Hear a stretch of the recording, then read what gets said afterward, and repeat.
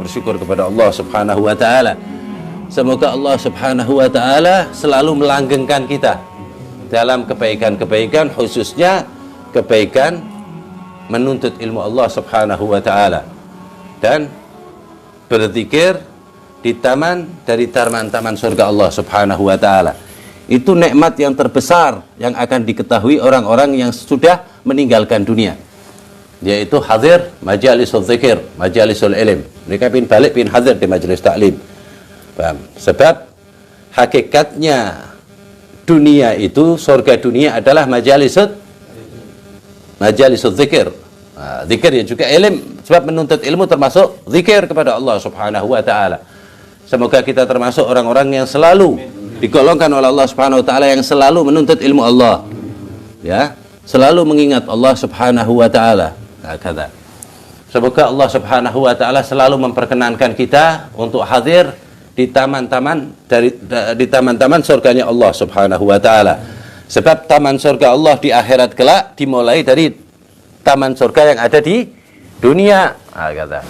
Jadikan semua tempat adalah majelis taklim ente, semua tempat. Kata.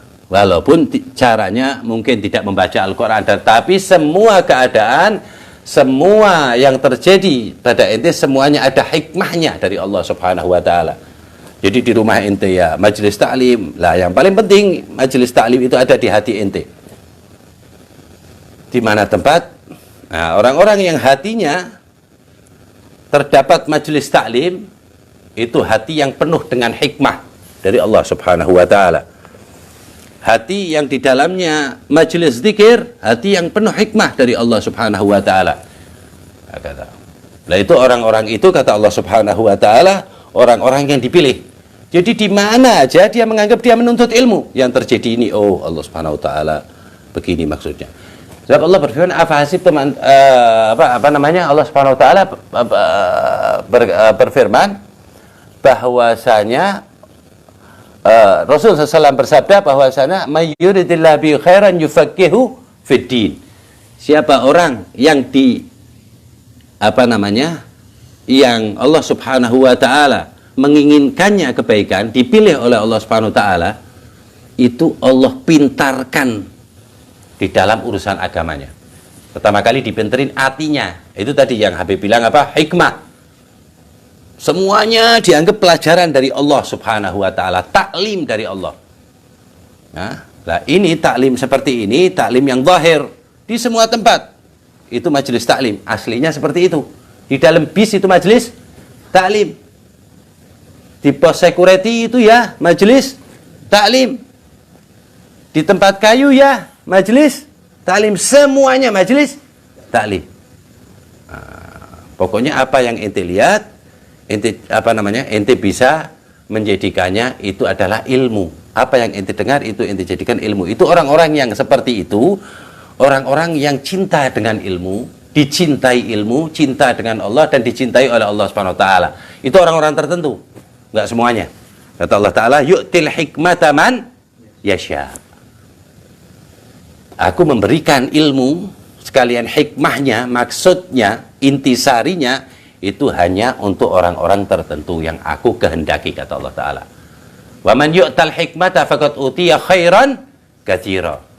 Tak kasih tahu kata Allah Subhanahu wa taala, orang yang semuanya itu bisa dijadikannya ilmu, bisa dijadikannya pelajaran, itu kata Allah Subhanahu wa taala berarti orang itu dapat banyak dari saya. Dapat kebaikan yang banyak dari Allah. Bayangin nanti. Allah bilang katsir dari Allah. Padahal kalau banyak dari kita belum tentu di Allah taala itu banyak. Tapi Allah bilang yu'til hikmata man yasha wa man yu'tal hikmata faqad utiya khairan katsira. Itu orang mendapat kebaikan yang banyak.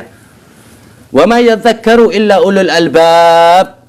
Orang-orang yang seperti itu tadi ahlul hikmah itu, ya, itu hanya diperolehkan oleh Allah Subhanahu wa taala hanya untuk orang-orang yang pandai di mata Allah. Ya.